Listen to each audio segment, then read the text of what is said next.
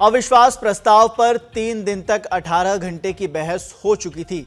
3 दिनों में मणिपुर हिंसा और दूसरे मुद्दों पर सत्तारूढ़ी और विपक्षी गठबंधन के बीच तीखी लड़ाई हुई, मगर गुरुवार शाम 4:57 पर प्रधानमंत्री नरेंद्र मोदी जैसे ही सदन के अंदर पहुंचे, मानो पूरा पासा ही पलट गया।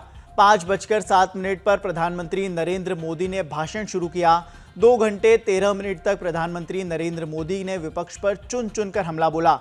राहुल, ओवैसी, फारूक सबको 2 टूक सुनाई। इसके बाद मोदी सरकार के खिलाफ विपक्षी गठबंधन इंडिया की तरफ से लाया गया अविश्वास प्रस्ताव गुरुवार को लोकसभा में गिर गया।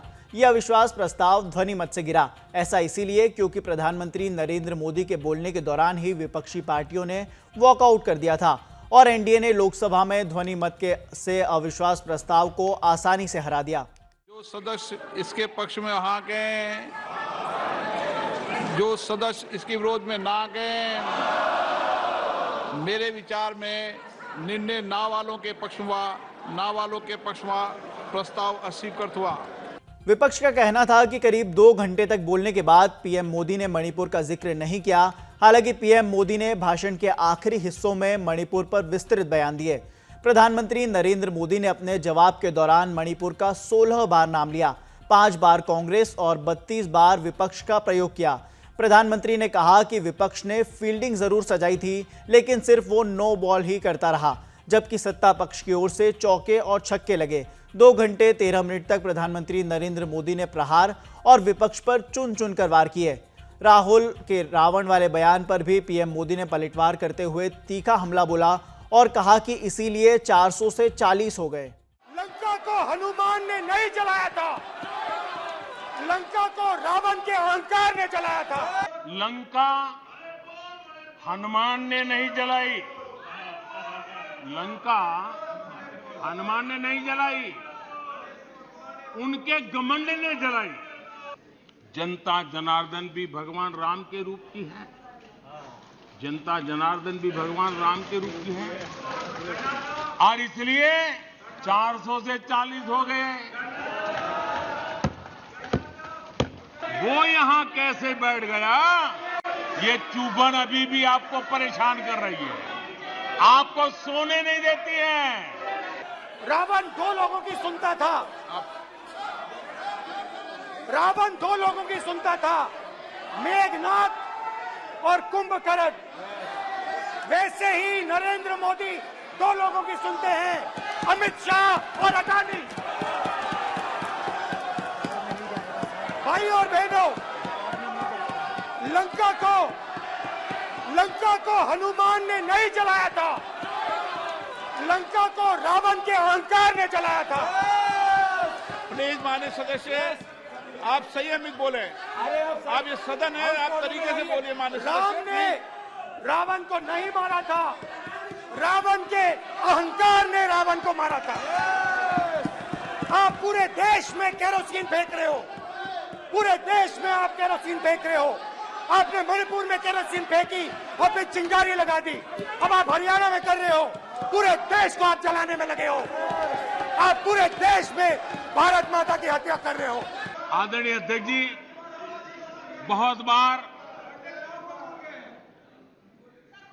कुछ बुरा बोलने के इरादे से भी जब कोशिश होती है तो कुछ न कुछ सच भी निकल जाता है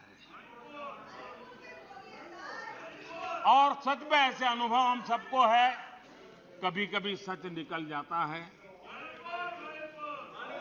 लंका हनुमान ने नहीं जलाई, लंका हनुमान ने नहीं जलाई, उनके घमंड ने जलाई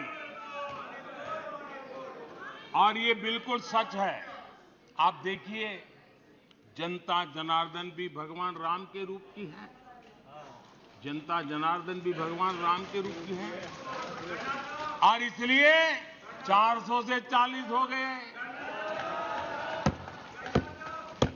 हनुमान ने लंका नहीं जलाई, घमंड ने जलाई और इसलिए 440 हो गए, 400 से 40 हो गए।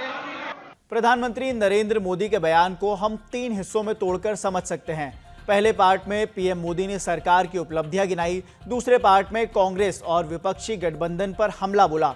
इसके बाद भाषण के तीसरे पार्ट में पीएम ने मणिपुर हिंसा और पूर्वोत्तर राज्यों की बात करी। सदन में अपने भाषण के दौरान पीएम मोदी ने 2028 को लेकर भी बड़ी बात कह दी।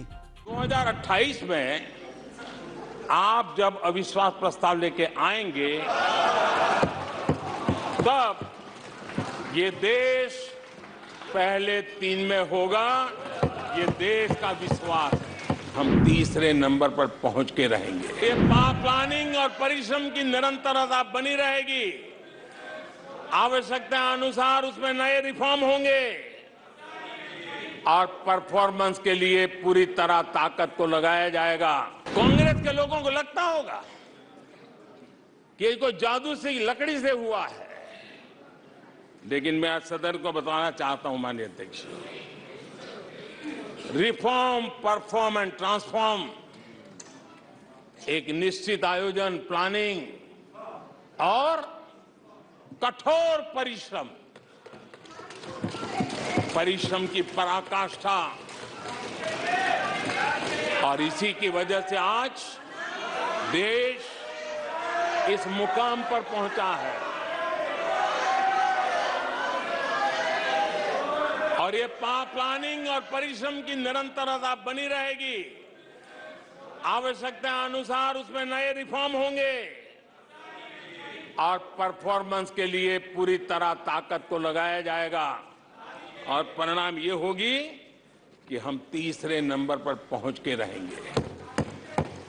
इसके बाद पीएम मोदी ने विपक्ष पर तीखा प्रहार किया और कहा कि ये वही लोग हैं जिन्होंने मां भारती के 3 टुकड़े किए। भारत माता की हत्या आपने मणिपुर में की। यहाँ सदन में मां भारती के बारे में जो कहा गया है, उसने हर भारतीय की भावना को गहरी ठेस पहुंचाई। मारा आपने मणिपुर के लोगों को मारकर भारत की हत्या की है। आप देशद्रोही हो, आप देशभक्त नहीं हो। सत्ता के बिना ऐसा हाल किसी का हो जाता है। आप भारत माता के रखवाले नहीं हो, आप भारत माता के हत्यारे हो। पता नहीं क्यों कुछ लोगों को भारत मां की मृत्यु की कामना करते नजर आ रहे हैं। एक मेरी माँ यहाँ बैठी है, दूसरी माँ को आपने मणिपुर में मारा है। ये वो लोग हैं जो कभी लोकतंत्र की हत्या की बात करते हैं, कभी संविधान की हत्या की बात करते हैं। जब तक आप हिंसा को बंद नहीं करोगे, तब तक आप मेरी माँ की हत्या कर रहे हो। और ये बोलने वाले कौन लोग हैं? ये वो लोग जिन्होंने मां भारती के 3 टुकड़े कर दिए। और ये लोग किस मुंह से ऐसा बोलने की हिम्मत करते हैं?